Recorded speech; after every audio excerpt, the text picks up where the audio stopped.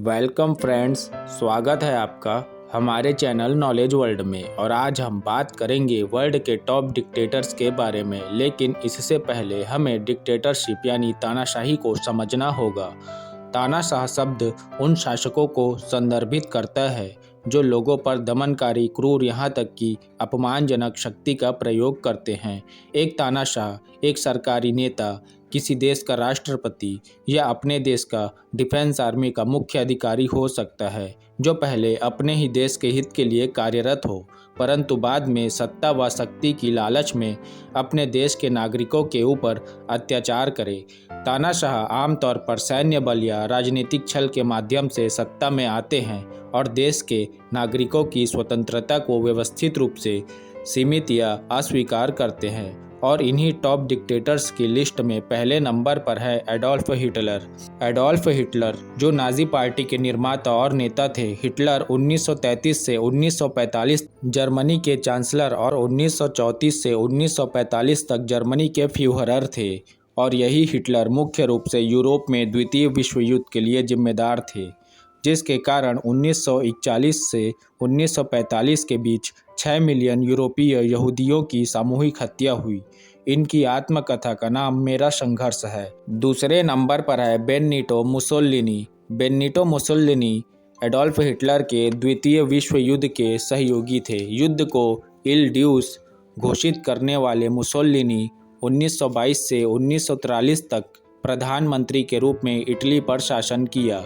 1925 में मुसोलिनी ने इतालवी संविधान को खाली कर दिया। इसके साथ ही इटली में लोकतंत्र समाप्त हो गया, जिसके परिणाम स्वरूप मुसोलिनी इटली के फांसीवादी तानाशाह बन गए। 1925 में पारित एक कानून ने मुसोलिनी की औपचारिक उपाधि को मंत्रिपरिषद के अध्यक्ष से सरकार के प्रमुख में बदल दिया, जिसे बेनिटो मुसोलिनी की शक्तियों पर लगाई गई सारी सीमाएं हट गई, जिसे वह इटली का वास्तविक तानाशाह बन गया। तीसरे नंबर पर है जोसेफ स्टालिन। एक बड़े राजनेता की राजनीतिक शक्ति का प्रदर्शन करने वाले जोसेफ स्टालिन 1922 से लेकर 1953 तक सोवियत संघ की कम्युनिस्ट पार्टी के महासचिव और सोवियत राज्य के प्रमुख के रूप में कार्य किया।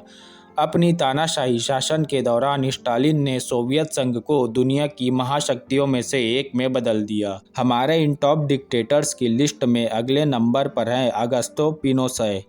संयुक्त राज्य अमेरिका का समर्थन पाकर चिली के जनरल अगस्ट पिनोशे ने अपनी एक सैन्य तख्तापलट की नीति को अंजाम दिया। पिनोशे 1990 तक चिली की सैन्य सरकार का नेतृत्व कर रहे थे। उनकी इस तख्तापलट नीति ने राष्ट्रपति साल्वाडोर अलेंदे की समाजवादी सरकार को बदल दिया। इनके डिक्टेटरशिप के दौरान 3000 विरोधियों को मार डाला गया और हजारों को प्रताड़ित किया गया था। पांचवें नंबर पर है Francisco Franco. General Francisco Franco 1939 से 1975 में अपनी मृत्यु तक स्पेन पर शासन किया। गृह युद्ध जीतने के बाद 1936 से 1939 एक फांसीवादी सैन्य तानाशाही की स्थापना की और खुद को राज्य का प्रमुख घोषित किया और बाकी सभी राजनीतिक दलों को गैर कानूनी घोषित किया। बंधुआ मजदूरी और हजारों फांसी का इस्तेमाल करते हुए फ्रैंको ने अपनी राजनीतिक विरोधियों का बेरहमी से कत्ल किया। छठे नंबर पर है फुल्गेंसियो बटिस्टा।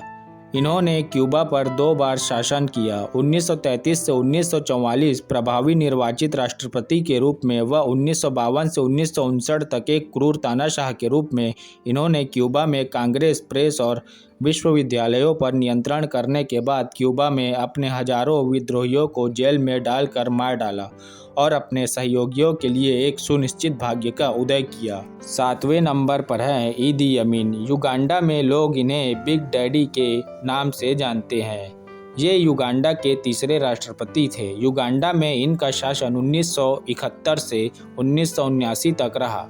अंतर्राष्ट्रीय मानवाधिकार समूहों के अनुमानों के अनुसार बिग डैडी के शासन के दौरान 50 लाख से अधिक लोग मारे गए थे।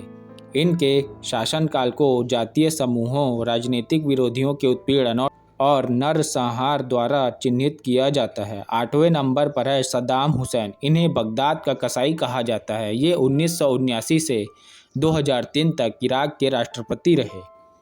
विपक्षियों को दबाने में व अत्यधिक क्रूरता के लिए इनकी निंदा की गई।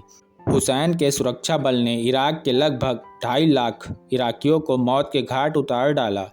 अप्रैल 2003 में अमेरिका के द्वारा इराक पर हमले के बाद हुसैन अमेरिकी सेना से बचने के लिए एक बंकर में छिप गया, लेकिन अपनी तमाम कोशिशों के बावजूद अमेरिकी सेना ने सद्दाम को ढूंढ निकाला और हुसैन पर एक अंतर्राष्ट्रीय